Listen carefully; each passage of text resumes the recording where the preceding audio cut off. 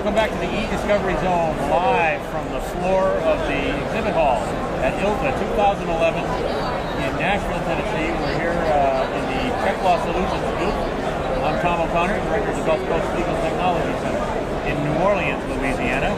Browning Marean from DLA Piper. The San Diego office, and we're joined today by Deanna Blomquist, but now with Morgan Lewis. That's right.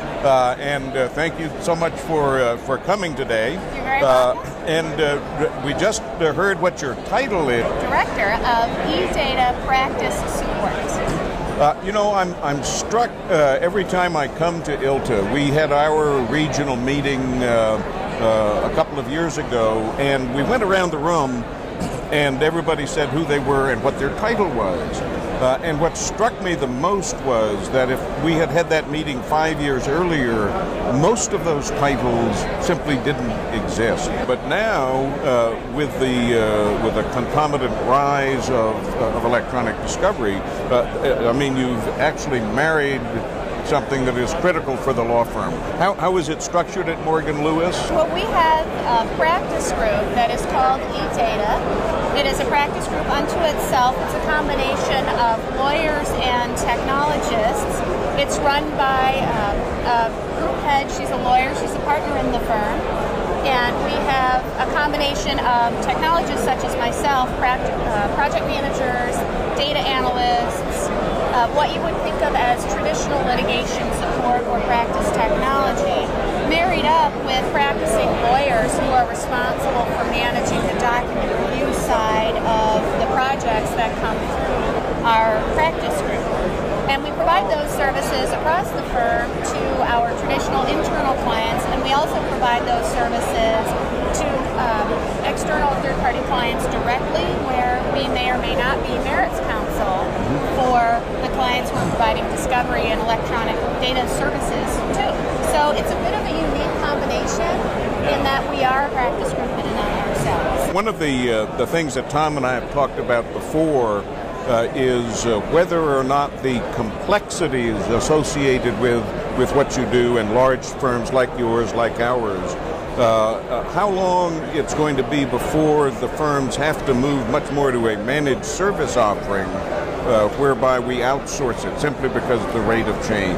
Sounds to me like you've got a sufficiently robust internal infrastructure set up, but I think for smaller and mid-sized firms, they really have no choice but a managed service offering. Well, I think that's the split. What I'm seeing is that firms of the size that both of you work with have the resources. Now, in some cases, they may not want to dedicate those resources. A decision is made, we'll do it, and then you can still outsource. But certainly when you get to the 75 attorney, 50 attorney and less firms, they simply may not have the resources that are necessary to dedicate to what you do, because it's a big job.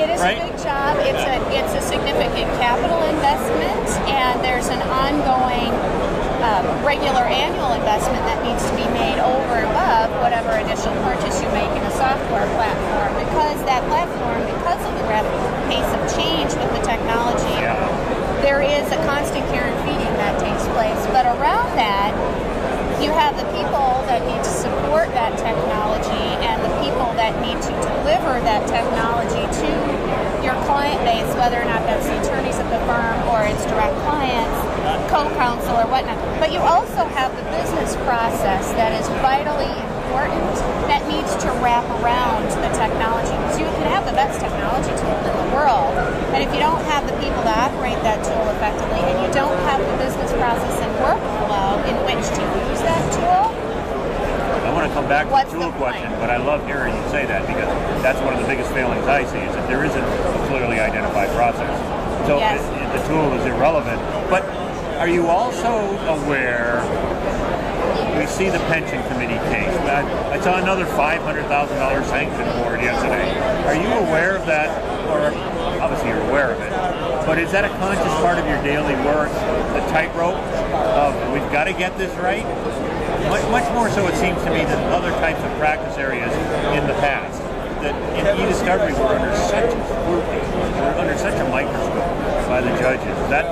Do you folks discuss that? I mean, Right, absolutely. And we spend a lot of time developing what we would consider best practices to really support the methodology that we use to deliver the services, whatever that combination of services is, because it is so vitally important to make sure that you've got a defensible process.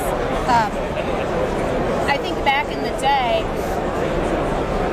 lawyers could have made an issue of the process that was used for discovery. And did you really look at every single piece of paper that was in that banker's box? But nobody really made an issue of it. Everybody just kind of said, oh, we probably use about the same stuff.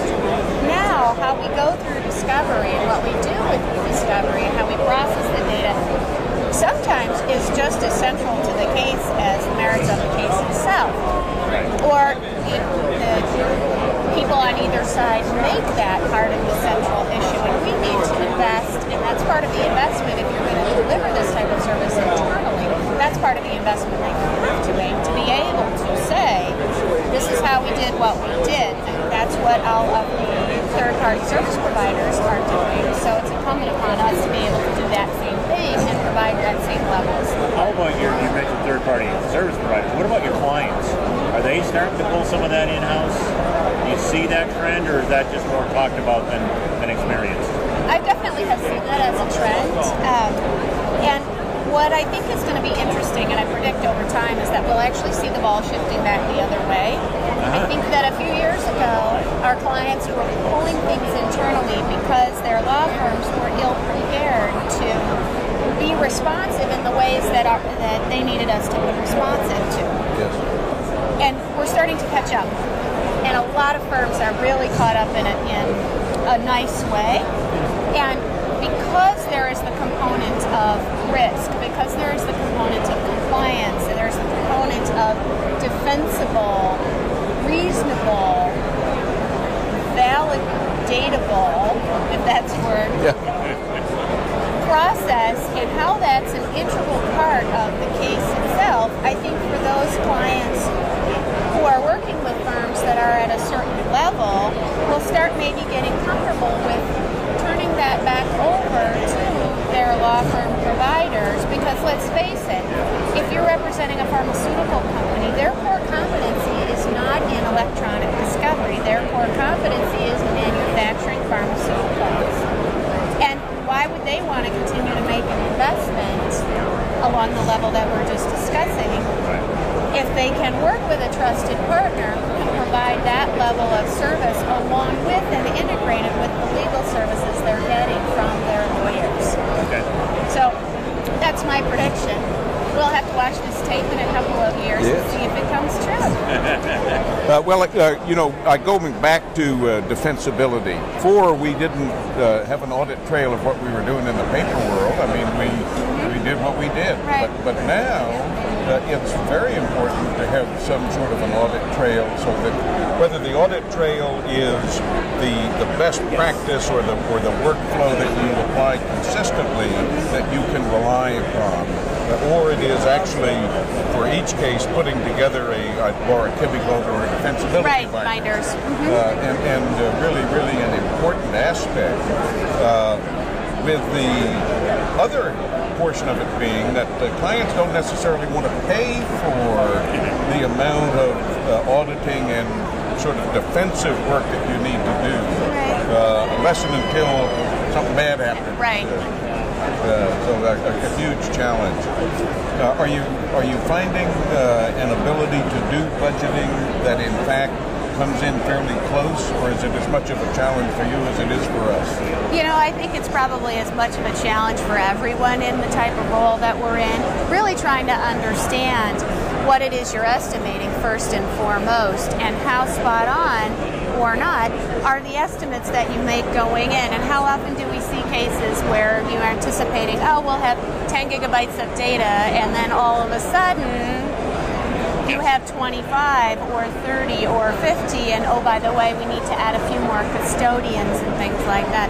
I think that is a big challenge for everyone. It continues to be really understanding what the data might contain. So without being able to actually have a look at the data before you get it, how do you break down and anticipate what kinds of file types you're going to have and how much massaging that data is going to need. So I think it is a big challenge. We certainly try to do our best at consulting with our case teams at the beginning of a case to understand as much about the nuances of the case, and even things like what's at issue in the case and what do you think you need to be looking at or not might drive how you estimate the services that are needed in the case. So we try as much as we can to be as accurate as we can, and then have ongoing iterative conversation as the case progresses to make sure that everybody understands what has changed from the original estimate so that we can continue to not have any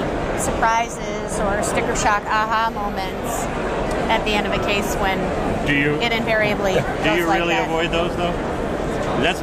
Likewise, as a consultant, that's one of my biggest challenges. Can I plead the fifth? Yeah. I mean, like you said, we start off with X amount Sorry, of data. I've already taken the fifth. Right. Can't have it.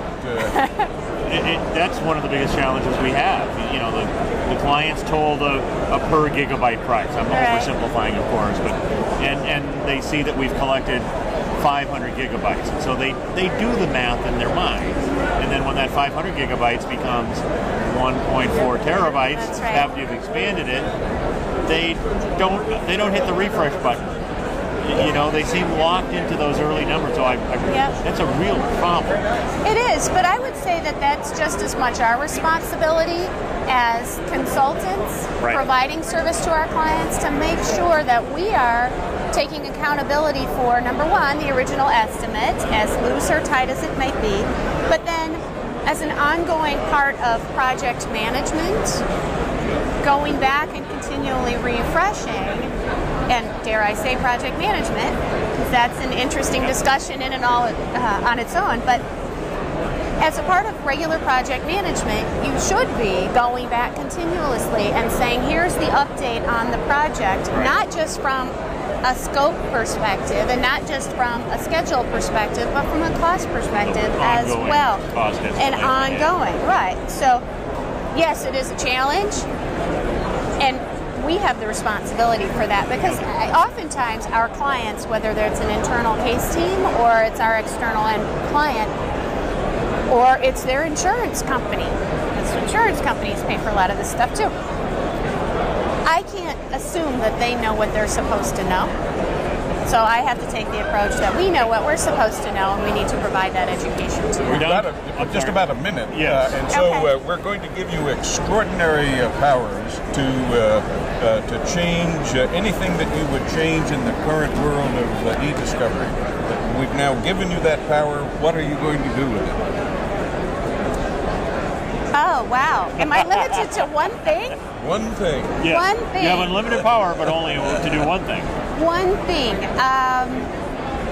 I would love it if all of our clients, whether they're external direct clients or our internal case team clients, would engage our services at the very outset of the case when they're first framing up strategy, and give us an opportunity to collaborate as partners to help figure out what the best strategy and what the best application of technology and process can be to that case, so that we can truly bring the power of I'm sorry, did we say unlimited industry. Power? No. This is truly an alleluia, amen. You said everything I wanted. We were wrong.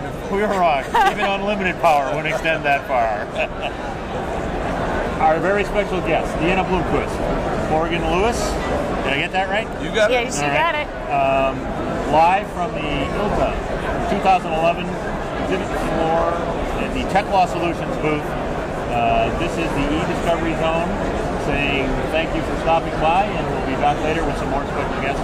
Special thank you also to Deanna for coming by and putting up with our hijinks. Thank you. Hi, Mom.